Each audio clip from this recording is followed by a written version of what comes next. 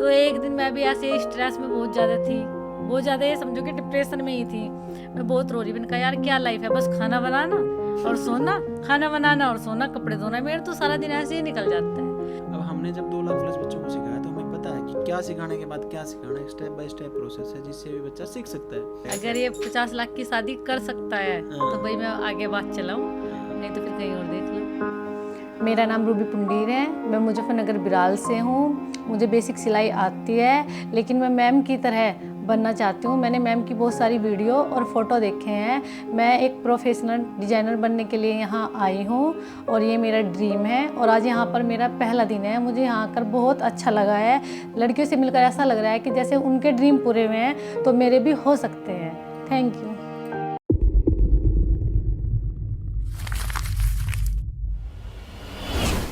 Hi, this is Ravindra Shivach और आप देखना स्टार्ट कर चुके हैं टैलेंटेड रितु इंसान, जिसमें हम अपने स्टूडेंट्स के इंटरव्यू शूट करते हैं।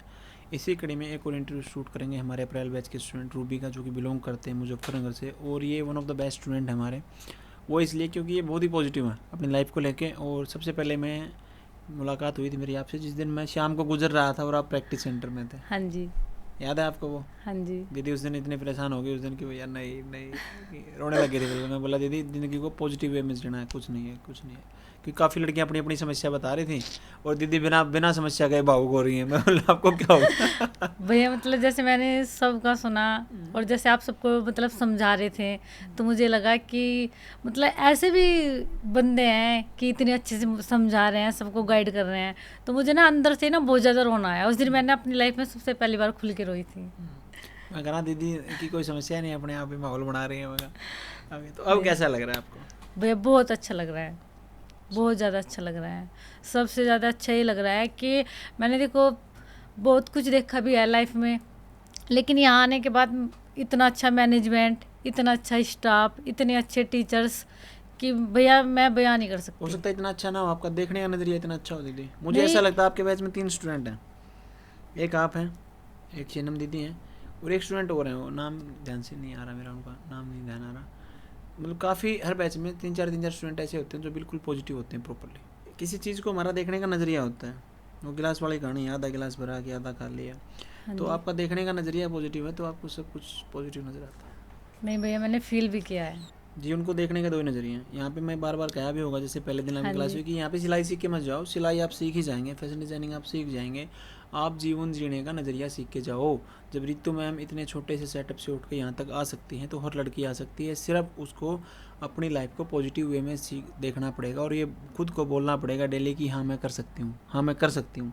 अगर एक बार भी उसका दिमाग ने ये कहा ना कि तू नहीं कर सकती, तो फिर कुछ ही नहीं, भगवान भी आ जाए तो भी नहीं कर सकता कोई। समझे दीदी? तो जो आपका जो पॉजिटिव एटीट्यूड है ना, ये ज़िंदगी में आपको बहुत आगे लेके जाएगा। क्योंकि जो आपके संबंध हैं, रिश्ते हैं, अच्छे लोगों से मिलते चले जाएंगे, आप किसी से बिगाड़ के नहीं चलेंगे, बहुत अच्छा होगा। तो इन फ्यूचर आप देखेंगे कि आप कहाँ पहुँच जाएंगे और जो दूसरे लोग हैं वो कहाँ रह जाएंगे। तो मुजफ्फरनगर में कहाँ से बिलोंग करती थी आप? भैया मुजफ्फरनगर में एक बिराल गांव पड़ता है, मैं वहाँ से बिलोंग करती हूँ। वहाँ शादी हो रखी है आपकी? हाँ जी, वहाँ मेरी शादी हो रखी है और लड़की में सहारनपुर के पास पड़ता है, रनखंडी भायला। रनखंडी भायला। भाईला। हाँ जी। ओके। तो आपके यहाँ वेस्टर्न यूपी में दीदी दहेज बहुत देते हैं।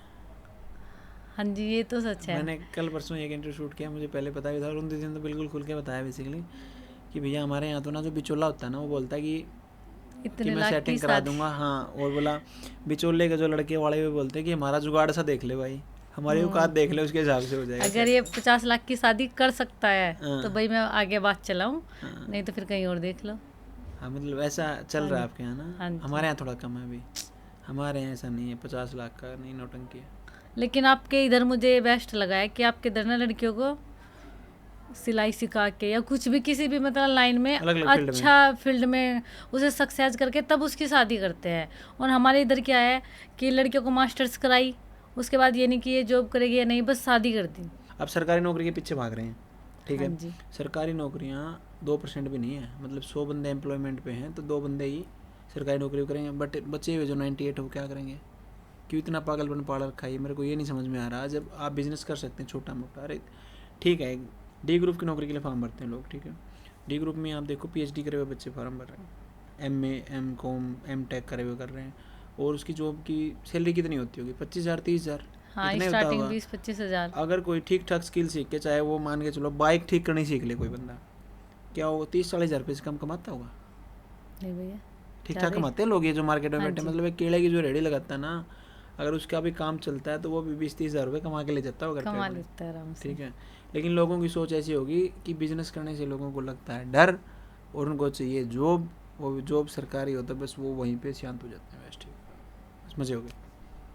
और ये यूपी में बात तो तो शायद और भी ज़्यादा बुरे हाल हैं। हाँ जी। सरकारी नौकरी मतलब कई कई गाँवों में सरकारी एकाध मिल गई होती तो है। ठीक है, नहीं तो लड़के मास्टर्स हम्म, और ये बीकॉम एमकॉम करके ना बस इधर उधर ऐसे ही टाइम पास करते रहते हैं।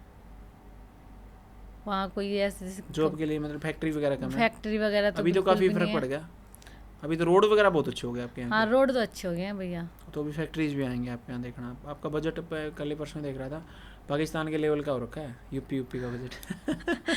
ये तो तो सच जल्दी ही है। आपके यहाँ विकास बहुत तेज़ी से होगा, देखना। जैसे आपके नोएडा गाजियाबाद में तो कितनी जॉब हैं, कितने बच्चे जाके जॉब कर लो। हाँ लेकिन भैया ये है ना कि वो इतना मतलब मेहनत करते हैं, फिर भी उन्हें क्या मिलता है स्टार्टिंग में? 15-20 हज़ार देते हैं। अगर किसी ने बीकॉम कर रखे हैं एमकॉम कर रखे हैं तो 15-20 हज़ार देते हैं। हमारे उधर क्या है, लड़के जो होंगे उन्हें यह है कि वो 15-20 हज़ार पे जॉब नहीं करेंगे, और लड़के जो बीकॉम एमकॉम वाली है वो उन्हें 10-10 हज़ार पे भी जॉब करने के लिए मिल रही हैं। तो वे लड़कों को कम हायर करते हैं, लड़कियों को ज़्यादा करते हैं, क्योंकि लड़कियां उनसे डबल मेहनत करती हैं। हाँ, लड़कियाँ मेहनत भी ज़्यादा करती हैं। आप यहाँ सिलाई सीखने क्यों आए? भैया मेरा जो सिलाई सीखने का मेन मोटिवेशन था ये था, जैसे मैंने मास्टर्स कंप्लीट की, बीएड का मेरा फर्स्ट ईयर ही था, तो मेरे मास्टर्स के बाद बीएड करने गए आप? हाँ जी, तो मेरा फर्स्ट ईयर में ही मेरी शादी करा दी। तो शादी से पहले जिसने मेरी मतलब शादी कराई थी उन्होंने बोल दिया था कि बाद में पढ़ा के जॉब करा देंगे टीचिंग लाइन में। ससुराल वालों ने बोल दिया है कि प्राइवेट तो क्या कराएंगे, गवर्नमेंट में तो बहुत टाइम लग जाएगा, नंबर पड़ेगा भी या नहीं, तो कोई नहीं घर रहो और काम करो, कोई इतनी ज़रूरत नहीं है। लेकिन भैया घर में काम करने के बाद बंदा जब फ्री माइंड होता है ना, तो उसके मन में नए नए क्वेश्चन आना, नई नई मतलब निगेटिव थिंकिंग ही आएगी। खाली बैठा मेरे अकॉर्डिंग तो पॉजिटिव तो आएगी नहीं भैया, लेकिन निगेटिव सबसे ज़्यादा आएगी। तो एक दिन मैं भी ऐसे स्ट्रेस में बहुत ज़्यादा थी, बहुत ज़्यादा, ये समझो कि डिप्रेशन में ही थी। मैं बहुत रो रही, मैंने कहा यार क्या लाइफ है, बस खाना बनाना और सोना, खाना बनाना और सोना, कपड़े धोना, मेरा तो सारा दिन ऐसे ही निकल जाता है। तो मैं ऐसे रोते रोते जिस टाइम मैंने देखा, अचानक से ना मैडम की वीडियो मेरे सामने आई। तो मैं जैसे किचन में काम करती तो तब मैम की वीडियो चला के देखती, रात को देखती, मेरा सारा नेट मैडम की वीडियो में ही जाता था। तो एक दिन मेरे हस्बैंड कहने लगे कि तू डेली दिन रात यही वीडियो देखती है, मतलब तेरे मन में है क्या? मैंने कहा कुछ नहीं। तब मैंने सो नहीं किया, मुझे ये डर था कि भाई कभी ये नहीं भेजे, क्योंकि हमारे इधर ना लड़कियों को बाहर नहीं भेजते, डरते हैं कैसे फिर? फिर। हाँ जी डरते हैं कि फिर बबू को क्या, मैं मतलब खुल के बोल भी नहीं पा रही थी इनसे। फिर ये जब भी मुझे बोलते थे ना मेरी एनिवर्सरी पे या बर्थडे पे कि क्या गिफ्ट चाहिए, तो मैंने ये बोलती थी बस एक बार मैडम से मिला दो मुझे, मिलवा दो, भेजो, मतलब मिलवा लो, मिलवा दो। तो फिर इनके धीरे धीरे समझ में आया। 3 साल हो गए थे ऐसे मुझे परमानेंट ऐसे देखते देखते। फिर उसके बाद एक दिन इन्होंने कहा कि मैं तेरा मतलब ऑनलाइन करा दूँ और फिर मैं तुझे छोड़ने जाऊँगा। जब मैं फर्स्ट टाइम यहाँ आई और मैंने फेस टू फेस मैडम को देखा, तो भैया आपने ये सुना होगा कि यहाँ से जाते टाइम लड़कियाँ रोती हैं, लेकिन मैं ऐसी पहली लड़की थी जो मैं यहाँ आने के बाद इतना रोई, मैडम की कोली भर के इतना रोई कि मेरे हस्बैंड ने मुझे चुप कराया कि अब तो चुप हो जा, तो मैं तुझे यहाँ सीखने के लिए लेके ही आया हूँ। क्योंकि आप उस पल पे विश्वास नहीं कर पा रहे कि ये फाइनली कि आ हाँ गया। जी, मुझे मतलब खुद ही अपने आप पे ये नहीं हो रहा था कि मैं मतलब यहाँ तक पहुँच भी गई और मेरा इन्होंने एडमिशन भी करा दिया, मैडम मेरे सामने है। क्योंकि आप इसको असंभव सा मान चुके थे, ऐसा? हाँ जी, मुझे ये लग रहा था कि एक सपना सा है, कभी मैं आँख खोलूँ और ये टूट जाए। मतलब मेरा ये मानना था। मैं उस दिन बहुत रोई और मतलब मुझे विश्वास ही नहीं हो रहा था, जैसे वो मुझे छोड़ के गए ना, मैं यहाँ का सारा सेटअप देखने के बाद इतना अच्छा है, मुझे खुद को विश्वास ही नहीं हो रहा कि मैं मतलब यहाँ आ कैसे गई। मुझे मतलब टाइम लगा फिर कि मैं यहीं पर हूँ, यहीं ये पे विश्वास करने में। ओके, तो फिर जब आप यहाँ पे आ गए, हाँ जी, सारी कर करा के 2-3 साल आपको जैसे भी लगे, तो 3 साल का समय को आप कैसे देखते हैं आप, जो वहाँ पे आप जब आ नहीं पाए थे और डेली सोचते थे आना है मुझे? भैया बस यही लगता है कि भले ही मैं लेट आई, लेकिन मुझे लगता है कि मैंने ना सबसे अच्छी अपनी लाइफ में जो सबसे अच्छा डिसीजन था मेरा, सबसे बेस्ट डिसीजन मेरा यही था मेरी लाइफ का। और मैं इसके लिए अपने मतलब भगवान से यही दुआ करूँगी कि जैसे मेरे हस्बैंड ने मतलब मुझे सपोर्ट किया और मुझे यहाँ तक लेके आए, ऐसे ही सब सपोर्ट करें। और यहाँ आने के बाद मेरा तो ये मानना है कि भैया कोई भी लड़की ऐसी नहीं है कि जो सीख के नहीं जाएगी। नहीं, एक आध लड़की जो मान के चलो जो सीखना ही नहीं चाह रही, जिन्हें कैची नहीं उठाएगी, जो उसका उसका क्या है? भैया यहाँ ऑटोमेटिक सिस्टम ऐसा बना हुआ है कि ना चाहते हुए भी ना एक दूसरे को देख के सबको लगता है कि ये कर रही है तो मैं भी कर सकती हूँ, इससे बेटर ड्रेस मैं बनाऊँ। मैं भी बना पिछली बार सकती को हूँ। आपकी ड्रेस चेक भी होती है ना, हाँ जी, कि हमारी क्या बनाया क्या नहीं 1 किया। वीक में ड्रेस से चेक होती हैं। और प्लस पॉइंट सबसे अच्छा ये है कि जो हमारे टीचर हैं, टीचिंग मैंने भी किया, अगर बच्चा हमसे भी 2-4 बार क्वेश्चन पूछ लेगा तो हम भी ये सोचेंगे यार डांट लगा देंगे, यार बैठ जा अभी समझाया था तुझे। लेकिन यहाँ का अपने स्टाफ जो रखा है ना भैया, हम किसी भी चीज़ को 50 बार पूछे 100 बार पूछे, उनके फेस पे स्माइल ही रहती है। कौन सा स्टाफ है ऐसा, मुझे बताओ। भैया मतलब जो हमारे बुटीक से रिलेटेड है वो भी, जो मैनेजमेंट का है वो भी। मैंने सुना था मतलब पीजी में रहना इतना वो होता है, लेकिन मैं तो फर्स्ट टाइम रही हूँ पीजी में। पीजी में मतलब खाना इतना अच्छा कि ऐसा खाना तो फंक्शन में बनता है। मसाले ज़्यादा डालते हैं क्या? इतना अच्छा मतलब खाना बनाते हैं कि हमें घर जाने के बाद ना हम ये वाला खाना ये सोचेंगे यार ये तो अपने बहुत दिन तक खा लिया, अब थोड़ा लाइट सा खाएं। मतलब खाना भी अच्छा, रहना भी, फैसिलिटी सब कुछ भैया बहुत अच्छा है, बहुत ज़्यादा अच्छा। और मशीनों का भी हमें मतलब इतना सब कुछ दिया गया है कि रात को किसी टाइम तक काम करें। अभी तो 24/7 चल रहा है। हाँ जी, दिन में भी काम करें। 1.5 लाख रुपए बिजली का बिल भरा मैंने इस महीने का। हाँ, सब कुछ बहुत अच्छा चल रहा है भैया, बहुत आपने मतलब बहुत अच्छा सेटअप किया है, सब कुछ बहुत रात अच्छा को किया कितने है। बजे सो रहे हैं आप आजकल? हम तो भैया सारी सारी रात चलते हैं, कभी कभी तो ऐसा होता है कि मतलब दिन निकल जाता है, मैं पता ही नहीं चलता 8 बज गए हैं। मतलब नए बच्चे आ गए फिर उन मशीनों को लेते हैं, 24 घंटे चल रही मशीनें अभी। हाँ जी, 24 घंटे रेस्ट नहीं मिल अभी रहा है। तो, क्योंकि और ये हालात तब हैं जब ब्रांचेस पे अपने ब्रांचेस खोल दी गई हैं, उसके बाद भी क्योंकि बच्चों के ना अगर मान के चलो आप ब्रांचेस नहीं खोलते ना तो यहाँ पे इतने बच्चे आते हैं कि आप वहाँ मतलब रोक ही नहीं पाते कैसे भी करके, स्पेस नहीं बचता अपने पास। तो अभी मुझे आप ये बताएं कि जब आप यहाँ पे आ गए, आपको जी। पता भी चल गया कि मैं आ गई हूँ, फिर जब आपकी पहले दिन क्लास हुई उस दिन कैसा महसूस हो रहा था आपको? जब मेरी पहले दिन क्लास थी तो मैडम जैसे सामने से समझा रही थी, बता रही थी, तो ये लग रहा था यार रूबी अच्छी जगह आ गई, अब तो तू कुछ बन के ही जाएगी। खुद को ये लग रहा था। फिर जैसे धीरे धीरे मैडम ने कहा था कि मतलब मुझे 10-15 दिन देने हैं आपको, मैं 10-15 दिन के बाद मतलब फिर तुमसे खुद ही पूछूंगी कि तुम्हें कैसा लग रहा है, लेकिन तुम्हें 10-15 दिन तो भाई मुझे देने ही देने हैं। लेकिन जैसा उन्होंने कहा था बिल्कुल वो 100 के 100% बिल्कुल सही निकला है। वैसा दीदी, क्योंकि ना कि हम स्टेप बाय स्टेप प्रोसेस है सिखाने का। सपोज कीजिए बच्चे हैं आपके, हाँ जी, एक लड़का है। एक लड़का है, अब उस लड़के को आप नर्सरी में भेजोगे पहली बार कि बीए में दाखिला कराओगे उसका? प्ले में या प्ले नर्सरी स्कूल में जाएगा, नर्सरी हाँ में जी। जाएगा ना। अब हमने जब 2 लाख प्लस बच्चों को सिखाया तो हमें पता है कि क्या सिखाने के बाद क्या सिखाना है। स्टेप बाय स्टेप प्रोसेस है जिससे भी बच्चा सीख सकता है।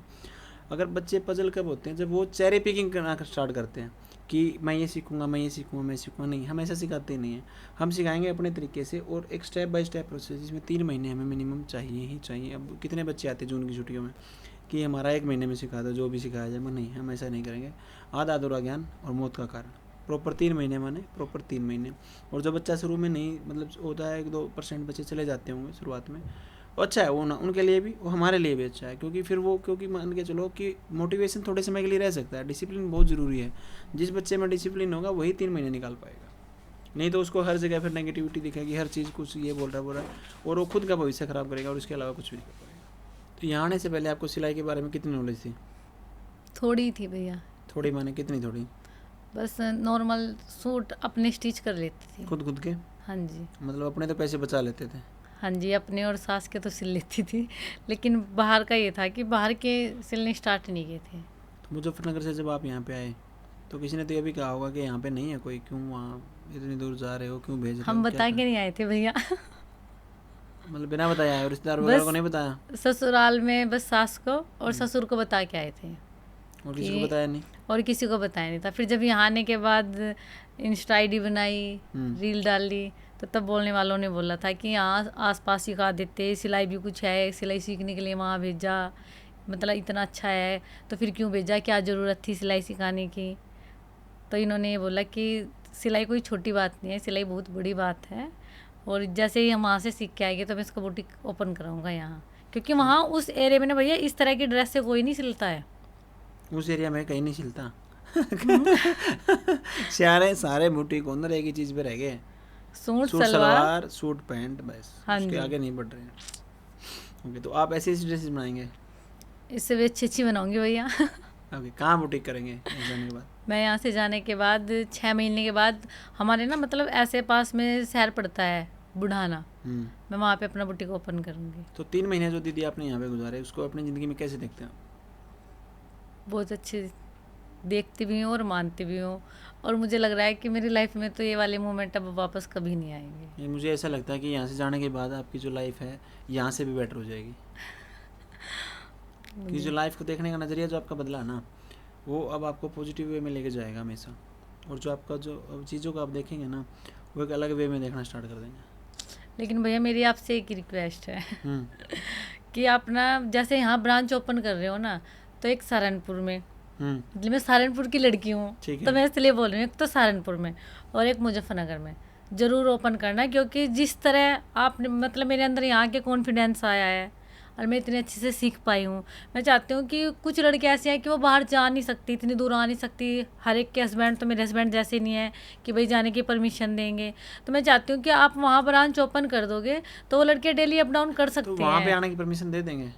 हाँ भैया, वो ऐसा ना हो गया मेरे एक ब्रांच में 50-50 लाख रुपए डुबवा दो। नहीं भैया, वहाँ आने की परमिशन इसलिए दे देंगे कि वो मतलब साथ लेके जाएंगे और साथ लेके आएंगे। अप डाउन तो करा सकते हैं लेकिन ऐसे छोड़ नहीं सकते हैं। देखो पीजी में छोड़ना आसान नहीं है, मतलब आप किसी को बताएं ना, अगर सपोज कीजिए जो टैलेंटेड इंस्टीट्यूट को नहीं जानता, मैडम को नहीं जानता, उसको आप ये बोलेंगे ना कि दूसरे स्टेट से दूसरे ज़िले से आके लड़कियाँ पीजी में रहती हैं और सिलाई सीखती हो, कहेगा जाना है, ऐसे थोड़ी होता है। मानने का नहीं जब तक देख नहीं लेंगे। गलत कर मत बताओ, आप किसी को मार्केट में जाके भिवाड़ी बता दो, वो भी कहेंगे अच्छा, वैसे बोल देते हैं आपको भी, वहीं सीख लेते हैं, यहाँ क्यों आए? नहीं, तो ये बिल्कुल नया कॉन्सेप्ट है दीदी। और मतलब बच्चे जाते हैं पढ़ने के लिए, भाई नीट की तैयारी करनी है, इंडिया की तैयारी करनी है, वो रहते हैं पीजी में, लेकिन ये बिल्कुल ऑल इंडिया में पहला एक ऐसा कॉन्सेप्ट है ये कि ऑनलाइन सिखाना और ऑफलाइन में पैसा लगाना बहुत बड़ी चीज़ है। और एक ऐसा सेंटर की कल्पना करना, कल्पना इसलिए कह रहा हूँ क्योंकि कोई नहीं सिखा रहा था पूरे इंडिया में, क्या वर्ल्ड में नहीं सिखा रहा होगी, इंडिया में तो नहीं सिखा रहा था, कि मतलब एक ऐसी चीज़, एक ऐसी स्किल उसको इस वे में सिखाना कि पूरे इंडिया से अलग अलग स्टेट से स्टूडेंट आएंगे और ये होगा वो होगा। नहीं तो सिलाई सेंटर कैसे होते थे पहले, बताना जरा दीदी, आप ही बताओ।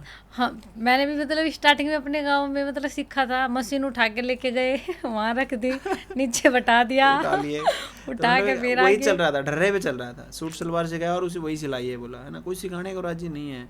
सीखना तो फिर निफ्ट में जाओ, 10 लाख रुपए लगाओ, तो फिर वो मतलब हर कोई तो अफोर्ड नहीं कर सकता। सबसे मैंने ये देखो कि आप 200 250 लड़कियाँ यहाँ सीखने के लिए आती हैं, आप उन्हें मैनेज करते हो, उन लड़कियों के अंदर मतलब इतना सब, आपने देखा होगा घर में भी 2 लेडीज एक साथ नहीं रह सकती, मैं अपने अकॉर्डिंग बता रही हूँ, नहीं रह सकती, लेकिन आपका समझाने का, उनमें कॉन्फिडेंस लाने का इतना अच्छा तरीका है कि हम यहाँ 200 250 लड़कियाँ मैनेज कर लेते हैं आपस में। दीदी यहाँ पे जो और भी बच्चे सुन रहे हैं इंटरव्यू को, यहाँ सिर्फ एक ही रूल है, आपको बताया भी होगा पहले, कि यहाँ पे चाहे कोई गरीब घर से हो, चाहे बिल्कुल करोड़पति घर से हो, चाहे किसी के घर में कोई अफसर हो, एमएलए हो, लेकिन यहाँ पे आप जब आगे तो स्टूडेंट हो, हम सबको एक लेवल में देखेंगे और यहाँ पे किसी की ईगो को बर्दाश्त नहीं किया जाएगा। मैं तो बोल रही भैया, ये तो मुझे मतलब यहाँ से ना मैं बहुत कुछ सीख के जा रही हूँ सिलाई के अलावा। यहाँ आने के बाद ना मेरे में एक चीज़ और आ गया भैया पहले क्या था, मतलब शादी के बाद भी और शादी से पहले भी, अगर किसी ने कुछ बोल दिया तो मेरे अंदर मतलब मुझे बहुत गुस्सा आता था, इसने ऐसा क्यों बोल दिया, पूरा दिन गुस्से में निकल जाता था। लेकिन जब मैंने यहाँ का स्टाफ देखा, मैनेजमेंट सब कुछ देखा, चाहे कोई कुछ भी कह रहा, वो मुस्कुरा के बात कर रहे, तो सामने वाले का ऑटोमेटिक गुस्सा खत्म हो जाता है। देखो जब आप बिजनेस करते हैं ना, या आप भी जब अपना बुटीक करेंगे तो कस्टमर आया है, तिल मिलाए हुए आएगा कई बार, हो सकता है गलत हो जाए कुछ भी, तो आप उसको पहले बोलेंगे कोई बात नहीं, झगड़ा बाद में कर लेना, पहले पानी पीजिए, चाय लीजिए, उसके बाद करेंगे। तो झगड़ा चीज़ें भी सीखने को मिली है, टालना है झगड़े को। तो मेन चीज़ यहाँ से जो सीखनी है, कॉन्फिडेंस कैसे आएगा बच्चे में, कैसे वो बुटीक ओपन कर पाएगा, कैसे वो अपने पाँव पे खड़ा हो पाएगा, और कैसे उसको इतना आत्मविश्वास आएगा कि हाँ वो कर सकता है। क्योंकि जब आपका माइंड बोलेगा ना कि मैं कर सकती हूँ, आप तभी कर पाएंगे, बस सीधी कहानी है। फिर यहाँ पे जो स्टाफ था जिसकी आप बार बार बड़ाई कर रहे हैं, इतना अच्छा क्यों लगा आपको? भैया मुझे स्टाफ इतना अच्छा लगा, अगर कभी भी कोई प्रॉब्लम हुई, क्योंकि देखो 3 महीने में हमारी फैमिली मेम्बर्स तो कोई यहाँ था नहीं, अप डाउन वो भी नहीं कर सकते, कभी वो मिलने भी नहीं आ सकते थे, क्योंकि ये रहता है कि यार सुबह से जाएंगे तो शाम हो जाएगी। अगर हमें थोड़ा सा भी पेन हुआ और हमने हल्का से बोल दिया कि मैम हमारे ये दर्द हो रहा, चाहे रात के 12 बजे 1 बजे, तो फैमिली वाले एक बार को टाइम लेते हैं 5-10 मिनट का डॉक्टर के यहाँ ले जाने में या टैबलेट दिलाने में। लेकिन यहाँ इतना अच्छा है कि एक बार बोल दिया तो टाइम से पहले हर चीज़ मिल जाती है। ऐसा हुआ कभी किसी स्टूडेंट के साथ, कोई वाकया याद है आपको? हाँ, हमारे बैच में ही 2 लड़कियाँ थी जिनकी तबीयत ख़राब हुई, मतलब एक लड़की के लूज मोशन हुए थे तो उसे तुरंत एडमिट कराया गया। उसका 3,000 रुपये का खर्चा आया वहाँ हॉस्पिटल में जाने के बाद।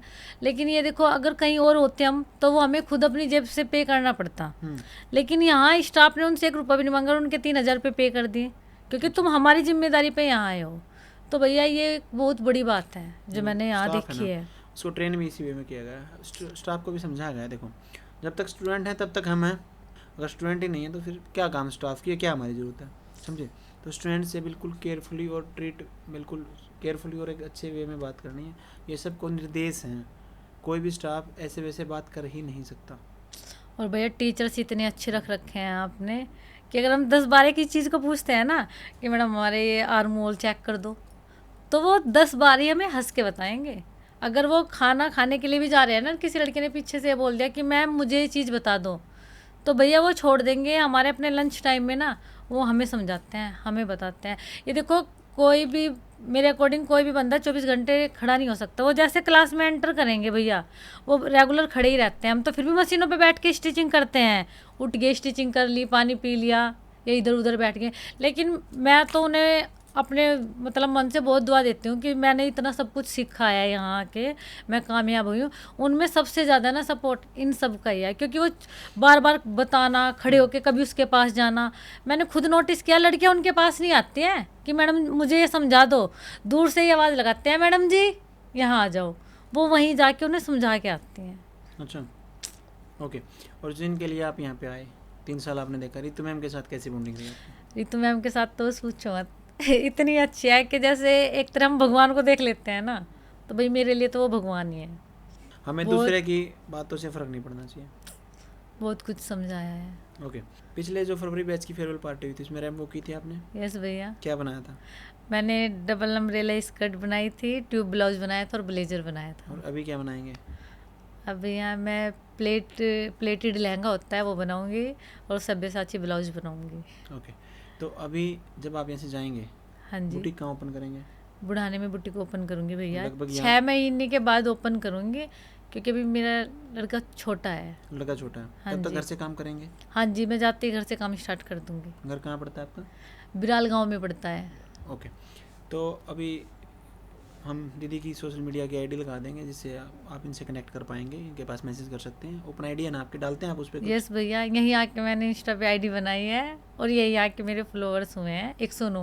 मुझे सही बताऊँ ना, मुझे इंस्टा आईडी वगैरह बनाना चलाना कुछ नहीं आता था, लेकिन मैंने यहाँ आके सीखा, ड्रेस से बनाई, डाल ली। स्टार्टिंग में मुझे डर लगा कि नहीं मेरे ससुराल वाले देखेंगे तो बोलेंगे हाँ ये कैसे कपड़े पहन के फ़ोटो डाल रही है, वीडियो बना रही है। लेकिन जब यहाँ समझाया, गाइड किया, तो अंदर से ही ना कॉन्फिडेंस आ गया। फिर तो बेझिझक होके स्टिचिंग करते हुए बनाई, ड्रेस डाल लिया और तुरंत वीडियो। कई बार पता क्या, कई बार हमारा दिमाग ना लोगों की बात पहले सोचता है हमसे भी। अब अगर उनकी भी हम सोचेंगे तो वो क्या करेंगे, फिर दूसरे की नहीं सोच रही, पहले अपना काम करना है, फिर सोचेंगे कि वो करेगा, फिर उसकी सोच को फिर बाद में देखेंगे। ठीक है, अभी आप 2 सवालों के जवाब और देंगे दीदी मुझे। एक, यहाँ पे आप आए मुजफ्फरनगर से, तो यहाँ पे कैसा लगा आपको, मतलब पीजी का माहौल, पहली बात, सेफ्टी एंड सिक्योरिटी कैसी रही, और कैसा लगा आपको टोटली, क्योंकि आपने बहुत कुछ देखा होगा 3 महीने में यहाँ पे। भैया वहाँ से आने के बाद सेफ्टी वो भी मेरी तरफ से नंबर 1, सिक्योरिटी वो भी नंबर 1, क्योंकि अगर हम यहाँ पीजी से बाहर जाते हैं तो पहले जिसका भी कॉन्टैक्ट नंबर हम सबमिट करते हैं यहाँ, पहले उनके पास कॉल की जाती है कि अगर आपकी परमिशन है तो हम इन्हें बाहर भेज दें और इतने टाइम के लिए भेज रहे हैं, उसकी रिस्पॉन्सिबिलिटी आपकी होगी अगर ये उस बीच कहीं जाते हैं। और अगर उधर से कोई परमिशन नहीं है तो किसी की हिम्मत नहीं है कि कोई गेट से बाहर भी कदम रख दे, इतनी टाइट सिक्योरिटी है। और पीजी का माहौल तो भैया घर से भी नंबर 1 है। मेरा तो ये मानना है कि जिस दिन मैं जाऊंगी यहाँ से, शायद 1-2 महीना तो मेरा घर पे भी रो रो के निकल जाए कि इतनी अच्छी। आपके रूम में कौन कौन रहते हैं, कौन आपके इतने मेरे अच्छे मित्र रूम बन गए में हैं जो देखो मेरे यहाँ सबके साथ बॉन्डिंग बहुत अच्छी रही है, सबके साथ, जिसके भी साथ मतलब कोई भी सामने वाला हुआ हंस के बात की, सबके साथ हंस के बोला। लेकिन मेरे जो रूम में पार्टनर है सरोज है, एक दादी पोती है, अच्छा, उन चारों के साथ मतलब बहुत अच्छी बॉन्डिंग है, बहुत अच्छी। ओके। और बजट कितना लगा दिया आपने लगभग 3 महीने में यहाँ पे? भैया विश्वास नहीं करोगे, मैंने ना मतलब जो मैम ने वर्क बताया मैंने वही किया। मुझे ये नहीं था कि मुझे ज़्यादा ड्रेस से बना के बैग पैक करने हैं, क्योंकि ये तो करने मतलब स्टूडेंट करते हैं ना यहाँ पे। हाँ भैया, वो तो लड़कियां अब ये बोलते हैं कि मेरा 1 लाख का खर्चा आ गया, 1.5 का आ गया। वो आता है लड़कियों की वजह से, क्योंकि मैम ने एक ड्रेस सिखाई बनाने के लिए। वो क्या सोचते हैं कि वही सेम हम 10 बना दे, अपनी मौसी की बना दे, बुआ की भी बना दे, उसकी भी बना दे। वो दिन रात सिलाई करके बस बैग पैक करना है। मेरे अकॉर्डिंग तो भैया, अगर मैम के अकॉर्डिंग हम ड्रेस तैयार करें सिलेबस के अकॉर्डिंग, तो मुश्किल से 25 से 30 हज़ार रुपये का खर्चा आता है मतलब मेरे अकॉर्डिंग। फीस और पीजी के अलावा मतलब फैब्रिक बता रहे हैं 25-30 हाँ जी, हज़ार। फैब्रिक। और मैं तो इसको पीजी का और आपको, इसका जोड़ दें तो लगभग वही 60-70 हज़ार रुपये, हाँ जैसे जी, हम कहते हैं कि 60-70 हज़ार रुपये में हो और मैं जाएगा। इसका आपको प्रूफ भी दे सकती हूँ, क्योंकि मैं फ़ोन पे से या गूगल पे से खुद तो बैलेंस करती नहीं थी, मेरे हस्बैंड करते थे। तो मैं उन्हें फ़ोन करती थी कि गूगल पे कर दो। तो जब जैसे वो मैं फैब्रिक लेती थी तो गूगल पे करते थे, तो उसके अकॉर्डिंग आप चेक करके प्रूफ के तौर पे निकाल सकते हो कि मेरा कितना कम खर्चा आया है। आपके बैच के दौरान काफ़ी ब्रांचेज भी ओपन हुई हैं। यस किसी भैया। ब्रांच पे गए थे आप? हाँ जी, जो सबसे फर्स्ट ब्रांच ओपन हुई थी रोहतक। रोहतक, मैं वहाँ पे गई थी। कैसा फील हुआ आपको भैया बहुत अच्छा फील हुआ। कि मतलब ऐसा भी कुछ हो सकता है दुनिया में? भैया बता तो रहे हैं, यहाँ आने के बाद ना इतना सब कुछ हुआ कि विश्वास ही नहीं हो पाता है। मतलब मुझे खुद को अभी यही लगता है कि मैं सपनों में उड़ रही हूँ। मेरा खुद का ये मानना है। और मैंने क्लास में भी मैम को ये बोला था, मैम मुझे तो समझ नहीं आ रहा, मेरे तो सिलते सिलते ना सूरज निकल जाता है, कुछ ऐसा सिस्टम करो कि जो ये रात लंबी लंबी हो जाए। मैडम कहने लगी, भाई ये तो पॉसिबल नहीं हो सकता है। अब अगर आप रह सकते हो तो 4-5 दिन हम इतना कर सकते हैं कि तुम एक्स्ट्रा रह सकते हो। ओके, तब रुक के जाएंगे 4-5 दिन? नहीं भैया, पार्टी वाले दिन जाएंगे? 1 तारीख को चले जाएंगे। ओके, तो महिलाओं के नाम दीदी आप कुछ संदेश देना चाहें? जैसे आपने बताया कि मैं भी एक बार डिप्रेशन में थी, सोच रही थी, मैडम की रील आई, कुछ ऐसा महिलाएं जो अपने घर पे हैं वो निराश हो रखी हैं बेसिकली, उनके नाम कोई संदेश देना चाहिए, क्या करना चाहिए उनको? मैं उनसे बस यही बोलना चाहती हूँ भैया कि वो एक बार यहाँ ज़रूर आए। मैं ये नहीं बोलती हूँ कि वो अपने 3 महीने देके जाएँ। मेरा ये मानना है कि वो यहाँ आए और बस वो ओनली अपने 2 दिन दे दें यहाँ पे। 2 दिन के बाद अगर कोई कितने भी डिप्रेशन में है या कितनी भी टेंशन में है या फैमिली प्रॉब्लम कितनी भी है, भैया मैं प्रूफ के तौर पे बता रही हूँ, वो 2 दिन के बजाय 3 महीने यहाँ करके जाएगी। और अपने एरिया में मैडम से सीखने के बाद मैं तो मानती नहीं भैया कि उसके बराबर में कोई खड़ा हो जाए बुटीक वाला। वो इतना वो तो अच्छा, पॉसिबल नहीं है। हाँ वो इतना अच्छा सीख के जाएगी कि वो सामने वाले को ये बोल सकती है कि हाँ मैं इससे भी अच्छा करके दे सकती हूँ।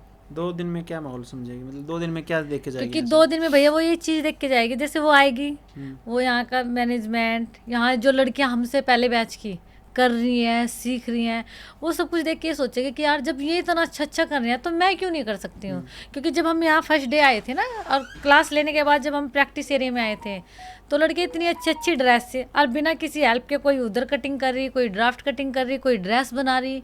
तो जिसके पास भी गई, बहन तुझे ये बनाना आता है कि हाँ अब बना देती हूँ फटाफट। तो अंदर से लगा यार जब ये कर सकते हैं तो हम क्यों नहीं कर सकते हैं। बिल्कुल। तो भैया ये तो है, तो क्या हम डेफिनेटली ये कह सकते हैं कि सिलाई सीखना है तो एक ही नाम, टैलेंटेड रीतू इंसान, सिखा सकते हैं हम सबको, लगता है आपको? कॉन्फिडेंस के साथ। ओके। सिखा नहीं सकते भैया, सीख जाएंगे यहाँ आने के बाद। कि इसको यहाँ पे इसको एटमॉस्फेयर को रेडी इस वे में किया गया कि बच्चा जो ना भी सीखना चाहे वो दूसरे के बच्चे को देख के मोटिवेटेड हो कि ये कर सकता है तो मैं भी कर सकती हूँ। तो इन्हीं बातों के साथ इस इंटरव्यू को हम समाप्ति की ओर लेके जाते हैं और दुआ करते हैं कि बुढ़ाना में दीदी का बुटीक बहुत अच्छा चले। और मैंने इनको ऑफर भी दिया कि जब हमारी मुजफ्फरनगर ब्रांच होगी तो उसमें ये हमारी हेल्प करेंगे आप? यस भैया। और फिर आपकी बुटीक का क्या होगा? मैं हेल्प करने के लिए अपना बुटीक ऑफ कर दूंगी, क्योंकि ये मेरे लिए बहुत लक की बात होगी कि मैं आपके बुटीक पे जॉब करूंगी। बुटीक नहीं, ब्रांच पे? ब्रांच पे। ओके, तो इन्हीं बातों के साथ अलविदा कहते हैं और हो सकता है कि जल्दी ही जब फरवरी तक हमारी ब्रांच ओपन हो तो दीदी आपको हमारे साथ मुजफ्फरनगर में मिले। Thank you.